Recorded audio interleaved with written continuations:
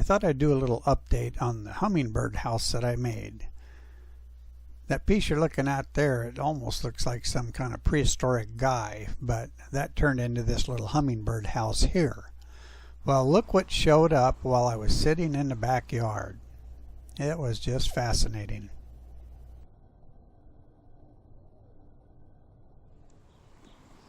Well,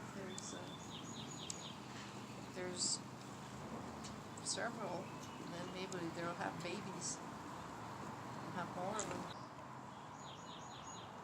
Well, hope you enjoyed seeing our little hummingbirds. And no, they're not going to use that little house, but it's still cute. Thanks for watching. Until the next time, see you later.